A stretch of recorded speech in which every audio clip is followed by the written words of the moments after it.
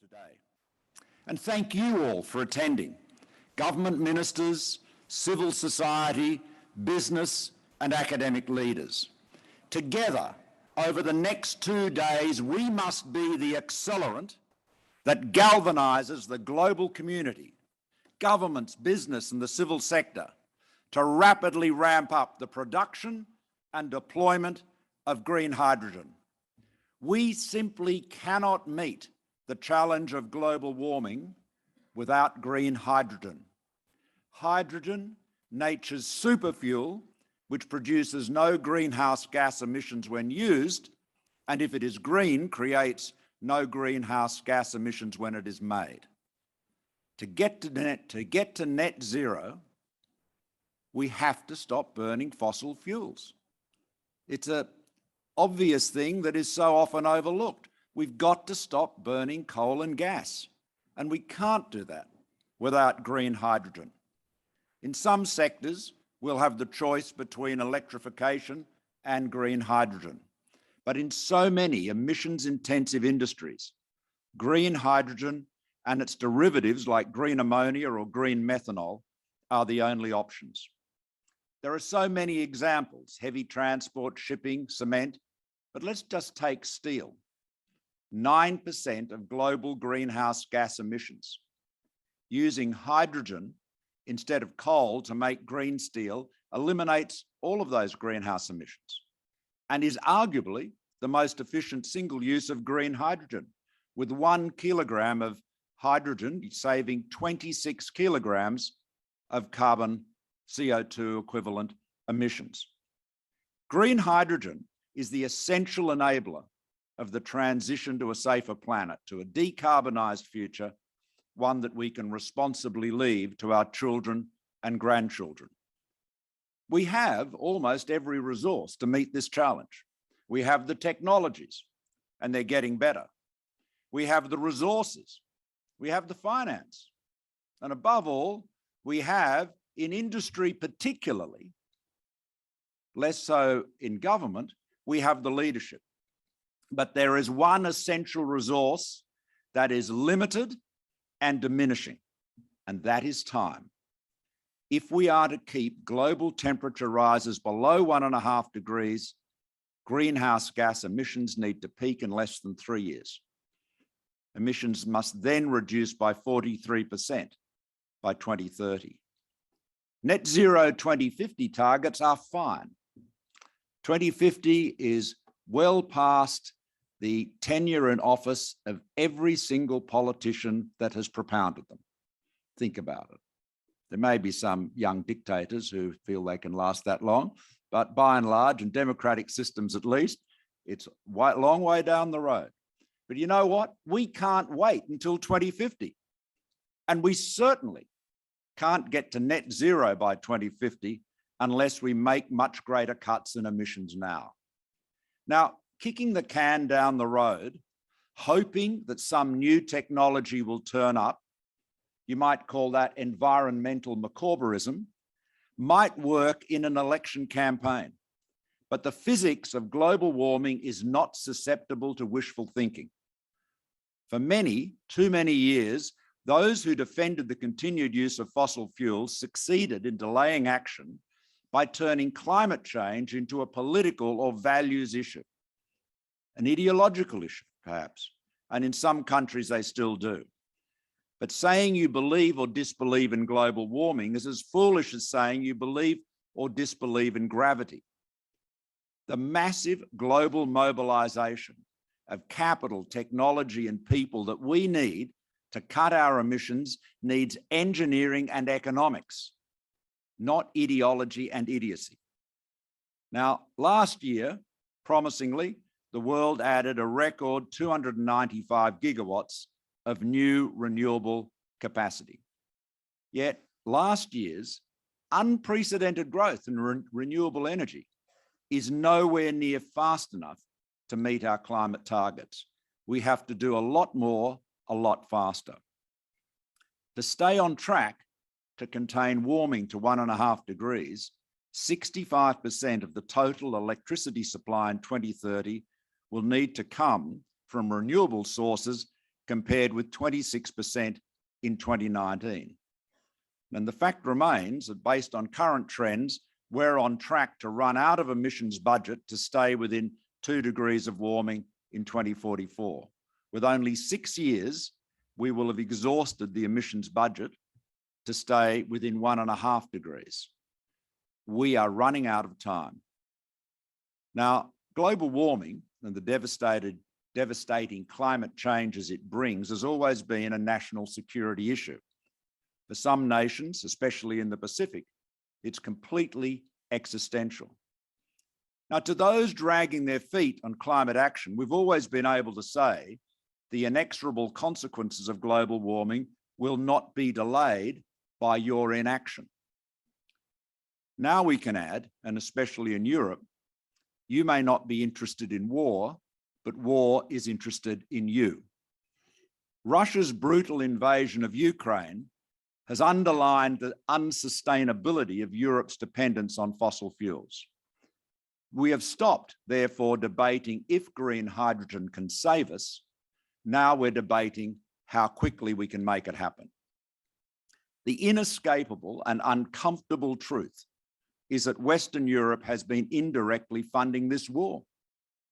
Oil and gas revenues constitute an estimated 45% of Russia's budget and are critical for Putin's continuation of this invasion of Ukraine. The situation remains volatile. Governments are working hard to secure new energy supply chains and, of course, to shelter consumers from higher energy prices. Tomorrow, the European Commission will release legislation with the details of how the EU will wean off its heavy reliance on Russian fossil fuels. Diversifying oil and gas supplies away from Russia, however, that's to say buying oil and gas from someone else, is only a short-term fix. The only long-term solution for saving the planet from global warming and saving the world from Vladimir Putin is to stop burning fossil fuels. And for that, we need green hydrogen. One of the most important things we're going to do this week is release and discuss the green hydrogen standard. This has involved extensive consultation with scientists, environmentalists, industry, government, civil society. It's a very detailed standard, but at the heart of it is this: green hydrogen is hydrogen produced through the electrolysis of water with 100% or near 100% renewable energy with close to zero greenhouse gas emissions. Obviously, to develop the global green hydrogen industry the world needs, we have to agree on what green hydrogen is. This standard is the foundation on which the largest global energy industry is going to be built. But we have to agree on what it is we're producing and selling and trading and converting into other green products. Now, we'll invite producers of green hydrogen to have their projects independently accredited by the Green Hydrogen Organisation, GH2. Projects that meet the standard will be licensed to use the label GH2 Green Hydrogen and will be eligible to obtain and trade GH2 certificates of origin. The standard expressly does not deal with other forms of hydrogen which are claimed to be low emission. Their proponents can make their own cases, but they should not seek to use the label green for their hydrogen. I will, however, make some observations about blue hydrogen, or so-called blue hydrogen. As you know, most hydrogen today is produced by the steam reformation of natural gas, methane. It is very, very emissions intensive, resulting in 11 kilograms of greenhouse gas emissions per kilogram of hydrogen. And indeed, the making of hydrogen in this way currently produces a similar amount of greenhouse gas emissions as steel making. The natural gas industry has argued that by capturing the CO2 and sequestering it under the ground or in some other way, they can make this process low emission in net terms, and they've called it blue hydrogen. Now, may I just observe that for many years, I've been involved with policy and government support for carbon capture and storage. When I was John Howard's Environment Minister 15 years ago, we had high hopes for CCS and billions have been spent on it. But regrettably, it has very rarely worked. Now that's just a fact, a disappointing fact, but it's a fact. Another fact is that we know we have the tools to make abundant green hydrogen today. The biggest cost input is renewable electricity, and the cost of that is continuing to decline all the time.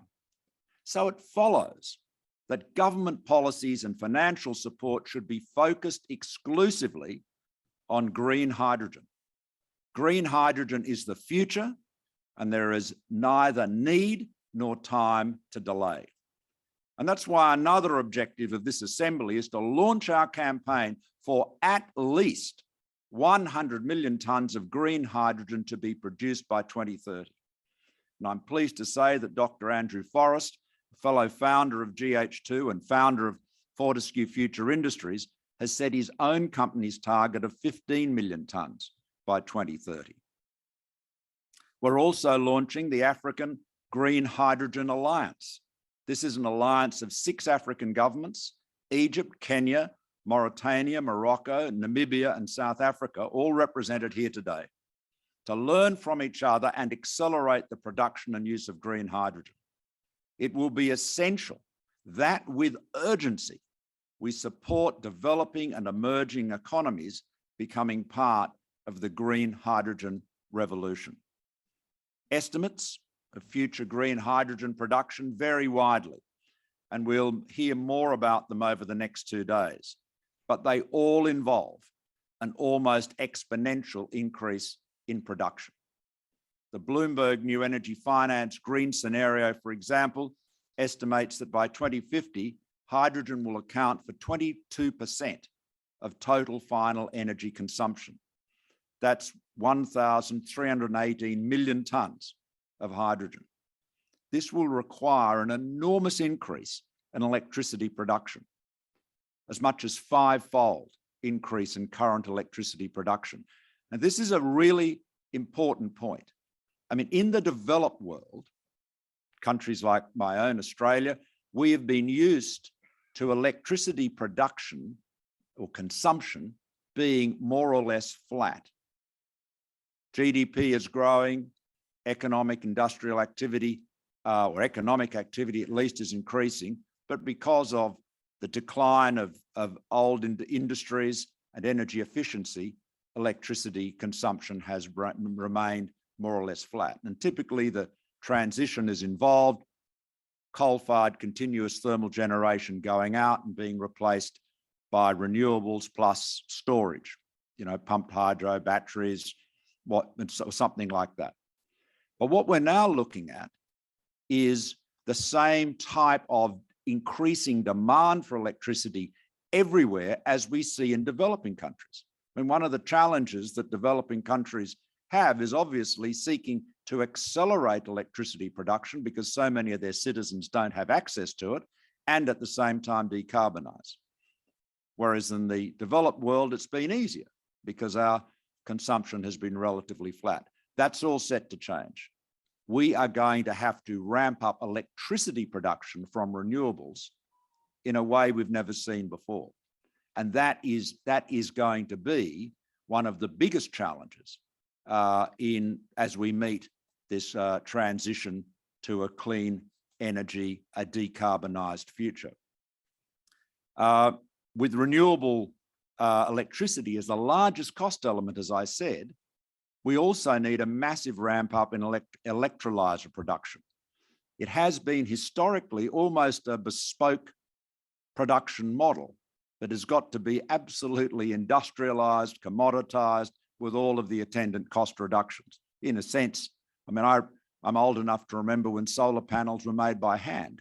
That's the type of transition we're talking about. Electrolyser capacity more than doubled in 2021, reaching 458 megawatts, and it's expected to grow 4 or 5-fold this year.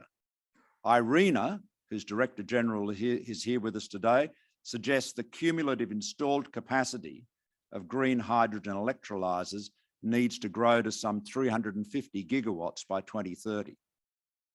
The production of solar panels, wind turbines, ammonia plants, and everything else associated with the supply chain needs to be urgently ramped up as well.